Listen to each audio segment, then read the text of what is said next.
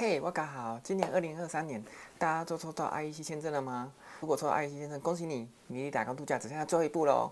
那我今天就来分享一下抽到 IEC 之后的第二个步骤要做什么事情喽。首先第一件事情呢，当你收到 IEC 邀请函以后，你10天内呢要答应说你要不要接受这个邀请。那如果你今天没有答应没有关系，你就是回到那个抽签池内重新抽这个东西而已。所以其实你在被抽到当下，你可以再决定说，哎，你今年是不是真的有空？如果没空，你拒绝也没有关系，就是回到池内重抽而已。但是如果你接下来答应的话，那你一生一次的打工签证就用喽，这点不要忘记。接下来呢，你20天内呢要上传相关的文件，相关文件带有什么呢？最主要的部分的话，会有一些良民证或是体检之类的东西，然后这些东西的详细呢，我都有写在我的文章里面，到时候还有资讯你再看一下。上传完资料后，接下来就是要缴费啦。当你缴完费后，你就是正式的加入了打工度假签证。缴费的方面呢，费用大概是300多块左右，一样在我的文章内会有详细介绍，我这边先大概就是提一下。做完以后呢，接下来你就会拿到你 POE 它，恭喜你。然后 PIE 要怎么印呢？POE 就一样登录你的 CG Key 以后，你就会在你的资讯的主页里面会发现有一个东西可以下载 PDF，然后那个 PDF 下载后，你就看一下，就是你的 就是你的 POE。POE 里面呢，除了会一些证号以外，另外一点是包含 ETA 在里面，也就是说，你的打工度假的签证里面其实也包含所谓的旅游签。这个旅游签证的费用能干嘛呢？其实有些人到加拿大后，他不见得想要直接把他的 POE 转换成工作签证，其实这也是可以的哦。你也可以先把你的打工度假签证呢先延后，你进去。当你进到加拿大境内以后呢，其实你可以先用 ETA 旅游签证的方式，先在加拿大玩几天后，你再换成打工度假签证，这也是 OK 的。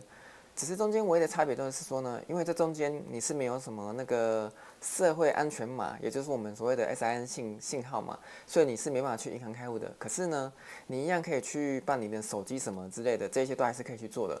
所以基本上有些人也打算先玩到加拿大后，先用旅游签证玩几天。然后再换成打工度假签证也是 OK 的哦。然后这是说，有些人是说一口气办好是比较方便，会就是你不用再跑一次机场，这也是比较一个好的选择。简单来说呢，当你被抽到签证以后，你接下来做的事情其实还蛮简单的，就是2件事情，一个是缴费，然后一个就是把你的资料上传给那个加拿大政府。这样就完成了，就可以拿到 POE 的，就是这么简单。所以其实第二步骤还蛮简单的，就第一步骤要等待抽签的过程是比较煎熬的，因为你不知道你什么时候被抽到签证。总之，等你抽到签证以后，你后续的手续呢，要做的事情其实只有3个重点。第一个重点就是说体检，然后接下来另一个就是去办良民证。良民证体检办完以后，上网缴完费以后，接下来第2个重点就是做生物辨识。这2个步骤都是需要耗一点时间的，所以建议大家不要在那个时间当中去压线才去做。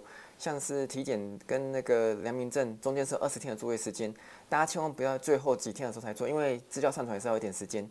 如果你压线做，有时候会有点麻烦。然后另外一个生物辨识也是太好30天的作业时间，现在这个时间应该是算是蛮充足的。虽然说生物辨识只有台北才有办事处。那最后一个重点是什么呢？就是我今天要教大家的小技巧啦。像你自己去加拿大政府的时候，有发现全部的东西都是英文，有时候有些英文其实蛮麻烦的。如果你的英文程度像我一样烂的话，很多时候有时候你那个语义是觉得有点麻烦，不知道是什么意思。这个时候很简单，你只要打开了 Google，然后点右键，然后选择翻译成中文，接下来东西都是用中文的。我相信变成中文以后，大家应该就是看都知道要怎么做，应该不用去一个一个解释去每个东西是什么意思什么意思。然后另外重点是说呢，当你翻译完英文以后，别忘记哦，如果资料填写的时候是要填写英文哦，这一点千万不要去不小心填写成中文。那最后详细要怎么去申请呢？可以到我的下方资讯栏下面，我有写一篇文章。用文章的话应该会比较清楚一点，因为像是我这样用影片带着做的话，我觉得不如大家看文章会比较快，因为我这样一个一个示范，我觉得有时候就可能不是那么清楚。而且像我其实已经进入加拿大一阵子了，然后我前阵子登录 CGK 的时候，我发现有些东西的资料它其实是不会一直留在那里面的。比方说一些文件的列印，比方说像是生物辨识的 PDF 列印啊，我进去以后发现已经没有那个选项存在了，因为我已经拿到正式的 POE 了，它那个选项就会自己消失。所以像这个东西我可能就没办法示范给大家，不过没关系。因为翻译成中文以后，你之后遇到什么问题，应该都可以解决。那如果还真的有遇到什么问题的话，还是可以问我，我会想办法就我知道回答你。那最后我分享一下我自己的案例，像我自己呢，加拿大打工度假签证呢，我大概是2、3年前就已经入池去申请了，然后一直到最近这一年，也就是说我抽到打工度假签证前后总共花了3年。那么长时间，你不能可能有事没事就是一起去记着那个账号密码是什么嘛？有时候自己可能抄在某个地方，然后就不见了。像是我就是这个情况，而且我还很不小心在改密码的时候不小心按到删除账号。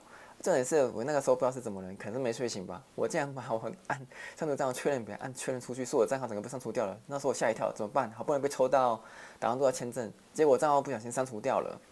后来呢，我根据加拿大政府的网站提供的信箱呢，寄信去问。然后虽然说不小心记错单位了，可是那个单位还是很贴心的告诉我说，我可以去重办一个账号，然后把资料拉回来就好了。所以其实戏剧 Key 你可以办很多个账号是没有关系的，只是重点是你的资料只会存留在某个戏剧 Key 上面去。那详细要怎么拉资料呢？我也一样是写在文章后面有补充的部分，有教大家去怎么去拉资料。当初不小心删除账号的时候，真的吓死我的嘛！幸好最后我还是把我的资料给找回来。好啦，那今天分享就到这里啦。最后祝大家的加拿大之旅顺利咯！我现在来这边也快要半年左右了，其实也不见得是每件事情都知道，因为大家遇到的情况都很不太一样。像是我刚才说的那个不小心账号的事情啊，每个人遇到的问题可能不一样。像是我看有些人是遇到是说他在其他国家做超过6个月，他就必须要在其他国家的地方去申请那个国家良民证。这个部分的话，是因为我自己没有遇过，因为我几乎都是在台湾的，所以我只有申请台湾的良民证。那一样，大家有什么问题的话，如果我知道的会尽量告诉大家，因为毕竟你来这里以后还是会跟一些老饕相处过后，你们会分享一些经验嘛，所以有些事情我也是到这边后才知道。那就这样啦，祝大家加拿大旅游顺利喽，拜拜。